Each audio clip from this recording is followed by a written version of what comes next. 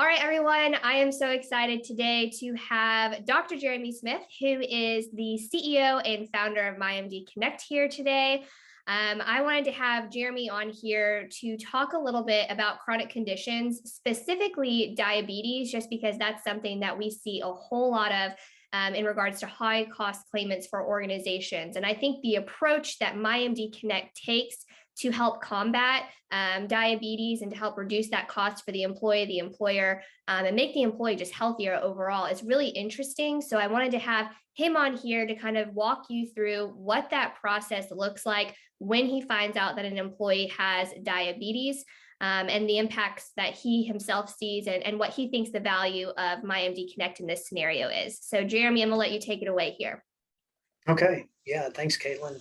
Diabetes. Oh my God. So first, first thing you have to do once you've diagnosed diabetes, which is easy, anybody can do it, is the hard part. It's educating the patient on what diabetes is. So MindD Connect specializes in direct primary care.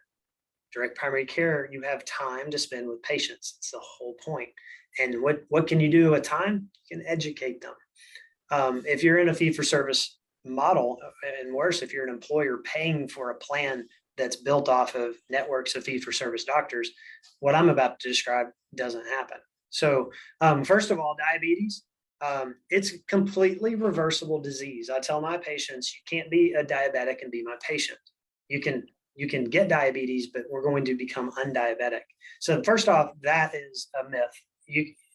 Oh, I've got diabetes. I have to take this drug, then insulin, and then I get to have complications. My employer gets to pay for it, and maybe by that point it's on Medicare. I don't know, but that's diabetes the way I look at it in the fee-for-service world. So the first thing I do is educate the patient that this is merely a problem in chemistry where your insulin receptors no longer do their job.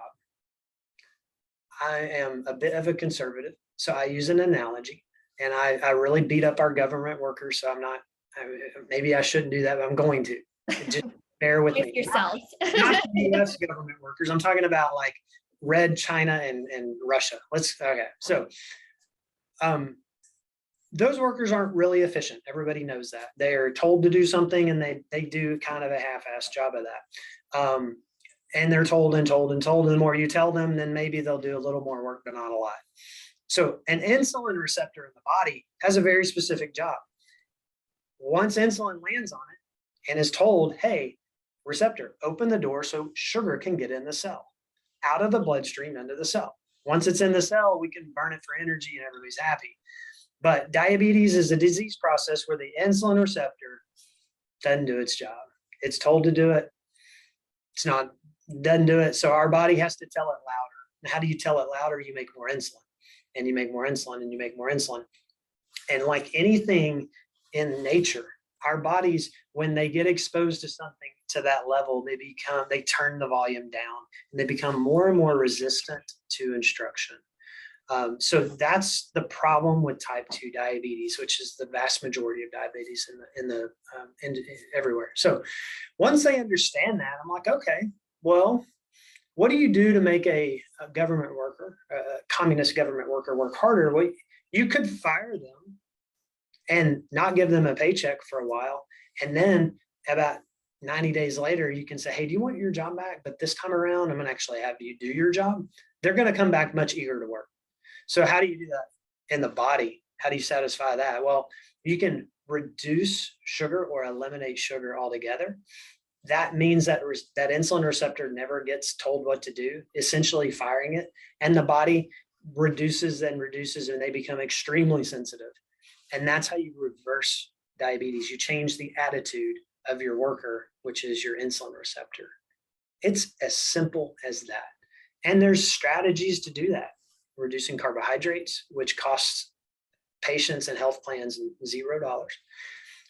Powerfully, there's ways to use fasting in the majority of patients, where you can go time periods where you initiate this firing the insulin receptor, and you can reduce that disease process. Also, the cost to the health plan and patient is $0. So how does that contrast to fee for service? you get a diagnosis of diabetes.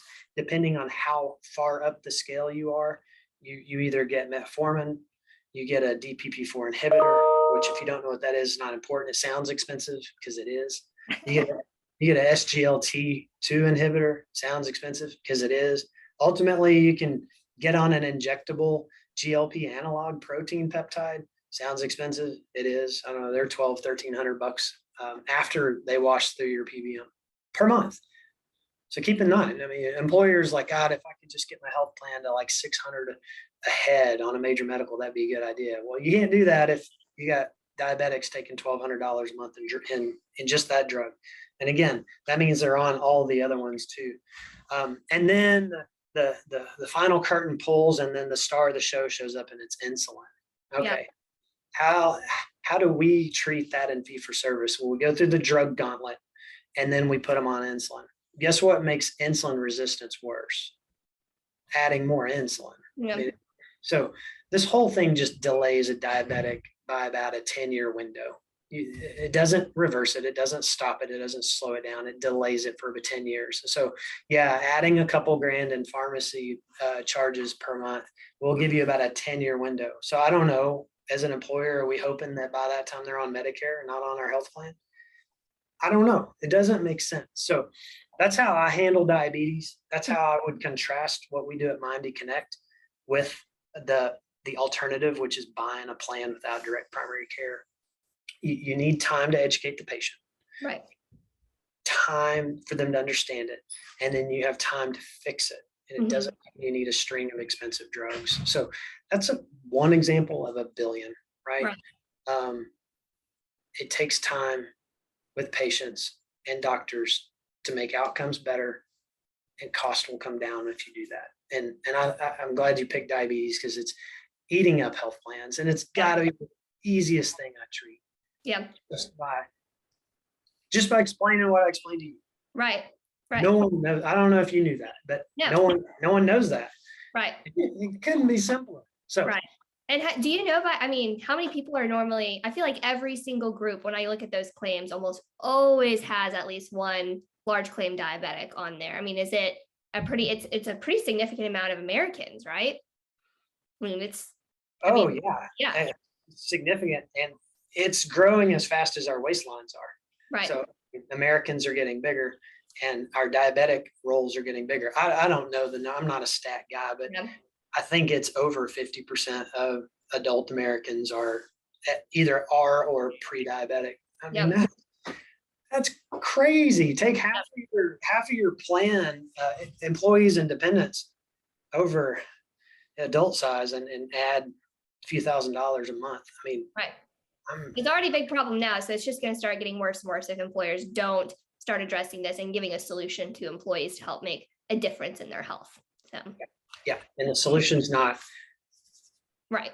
If your A1C is 8, which is 2 points higher than it should be, that means you need 2 drugs, because studies say if I give you this drug, it's going to lower by this much. That's not the math problem. Right. It's an insulin resistance problem. You got to fix it.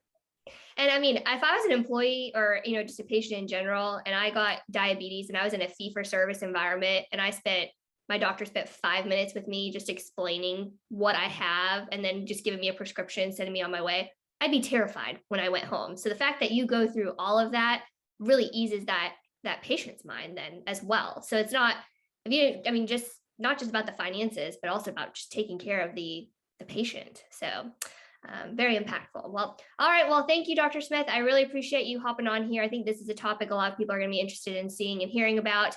Again, if anyone has any questions about MyMD Connect, the healthcare, different solutions that we have in place to help employer groups such as yourself, please feel free to reach out to me at ksmith@mymdconnect.com. We look forward to working with you. Thank you.